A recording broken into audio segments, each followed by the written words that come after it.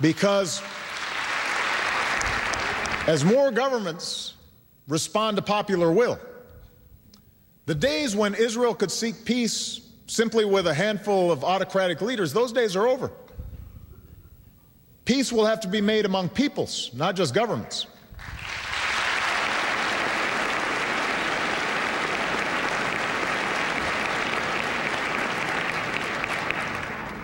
No single step can change overnight what lies in the hearts and minds of millions.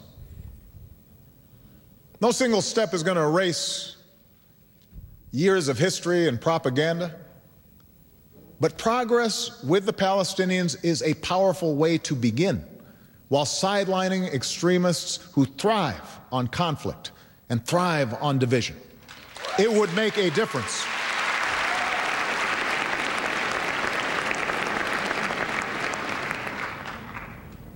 So peace is necessary, but peace is also just. Peace is also just. There is no question that Israel has faced Palestinian factions who turned to terror, leaders who missed historic opportunities. That is all true. And that's why security must be at the center of any agreement. And there is no question that the only path to peace is through negotiations, which is why, despite the criticism we've received, the United States will oppose unilateral efforts to bypass negotiations through the United Nations. It has to be done by the parties.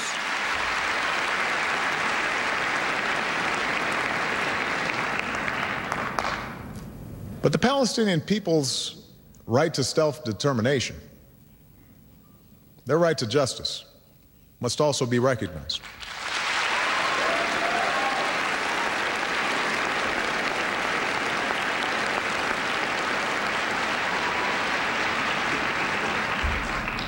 And put yourself in their shoes. Look at the world through their eyes. It is not fair that a Palestinian child cannot grow up in a state of their own.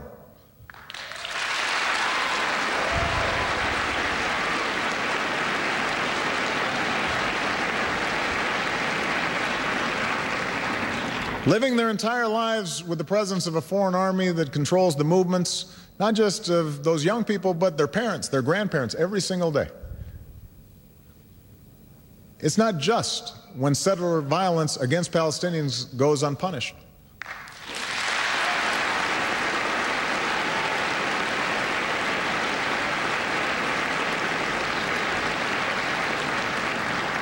It's not right to prevent Palestinians from farming their lands or restricting a student's ability to move around the West Bank or displace Palestinian families from their homes.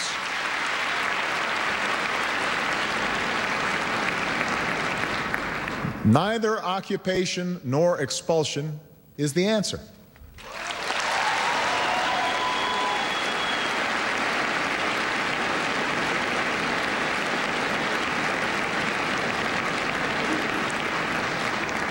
Just as Israelis built a state in their homeland, Palestinians have a right to be a free people in their own land.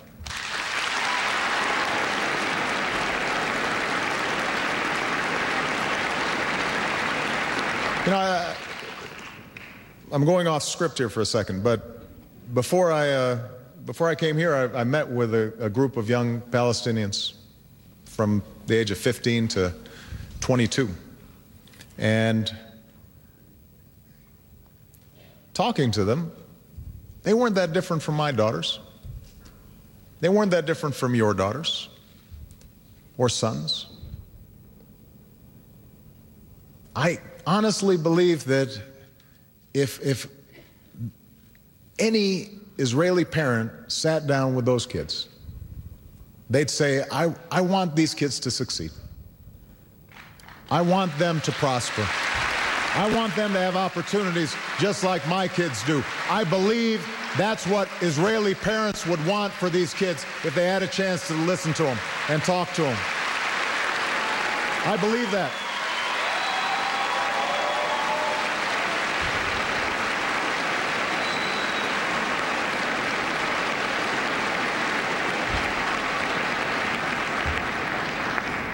Now, only you can determine what kind of democracy you will have. But remember that as you make these decisions, you will define not simply the future of your relationship with the Palestinians, you will define the future of Israel as well.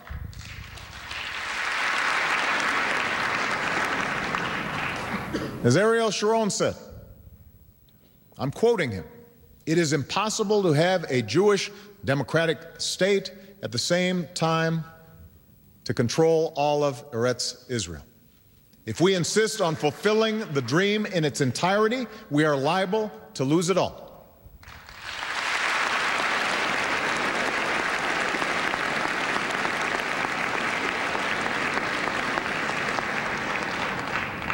Or, from a different perspective, I think of what the novelist David Grossman said shortly after losing his son, as he described the necessity of peace.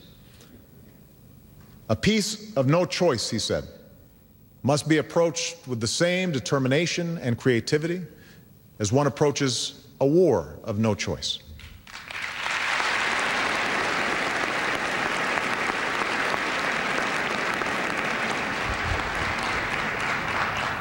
Now, Israel cannot be expected to negotiate with anyone who's dedicated to its destruction.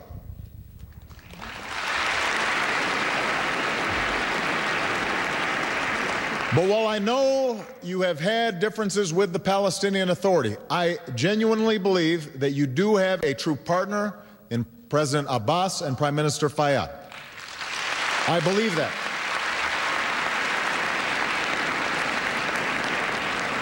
And they have a track record to prove it. Over the last few years, they have built institutions and maintained security on the West Bank in ways that few could have imagined just a few years ago. So many Palestinians, including young people, have rejected violence as a means of achieving their aspirations. There is an opportunity there. There's a window.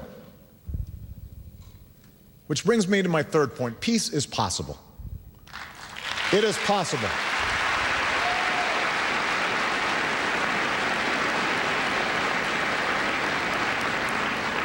I'm not saying it's guaranteed. I can't even say that it is more likely than not, but it is possible. I know it doesn't seem that way. There are always going to be reasons to avoid risk. There are costs for failure. There will always be extremists who provide an excuse not to act. I know there must be something exhausting about endless talks about talks and daily controversies and just the grinding status quo, and I'm sure there's a temptation just to say, enough. Let me focus on my small corner of the world and my family and my job and what I can control. But it's possible. Negotiations will be necessary, but there's a little secret about where they must lead. 2 states for 2 peoples. 2 states for 2 peoples.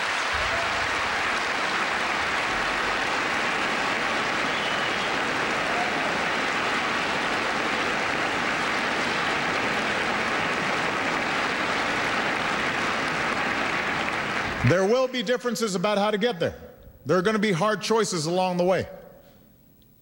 Arab states must adapt to a world that has changed. The days when they could condemn Israel to distract their people from a lack of opportunity or government corruption or mismanagement, those days need to be over. Now's the time for the Arab world to take steps towards normalizing relations with Israel.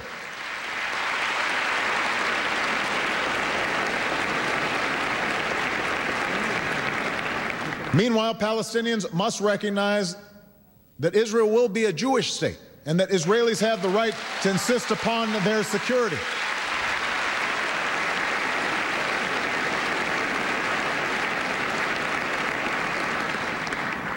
Israelis must recognize that continued settlement activity is counterproductive to the cause of peace, and that an independent Palestine must be viable with real borders that have to be drawn.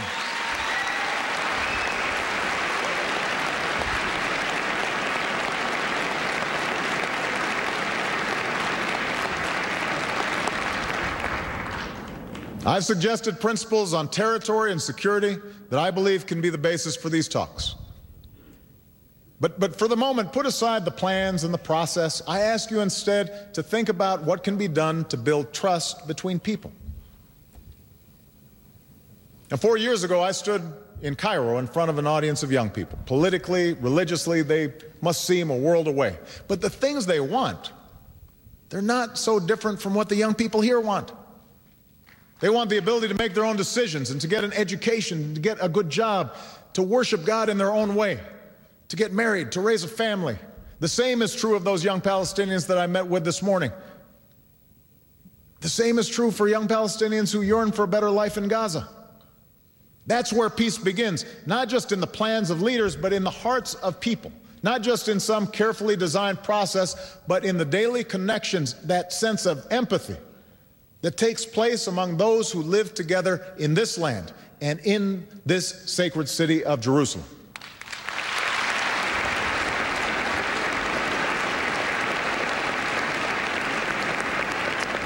And let me say this as a politician.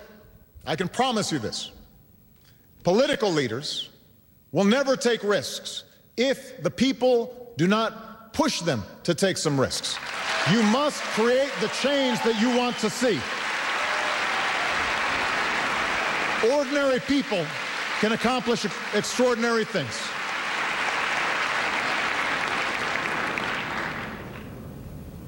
I know this is possible.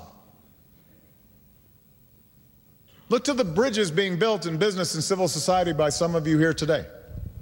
Look at the young people who've not yet learned a reason to mistrust, or those young people who've learned to overcome a legacy of mistrust that they inherited from their parents, because they simply recognize that we hold more hopes in common than fears that drive us apart. Your voices must be louder than those who would drown out hope. Your hopes must light the way forward. Look to a future in which Jews and Muslims and Christians can all live in peace and greater prosperity in this holy land. Believe in that.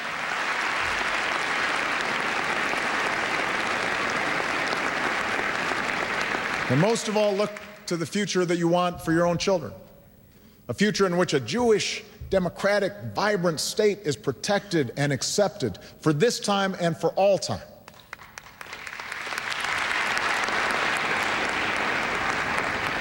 There will be many who say this is not possible, but remember this. Israel is the most powerful country in this region. Israel has the unshakable support of the most powerful country in the world. Israel's not going anywhere.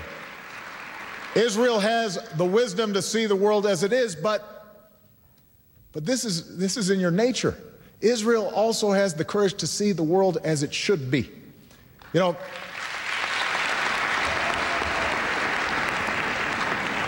Ben-Gurion once said, in Israel, in order to be a realist, you must believe in miracles. Sometimes the greatest miracle is recognizing that the world can change. That's a lesson that the world has learned from the Jewish people. And that brings me to the final area that I'll focus on: prosperity and Israel's broader role in the world. I know that all the talk about security and peace can sometimes seem to dominate the headlines, but that's not where people live. And every day, even amidst the threats that you face, Israelis are defining themselves by the opportunities that you're creating. Through talent and hard work, Israelis have put this small country at the forefront of the global economy. Israelis understand the value of education and have produced 10 Nobel laureates.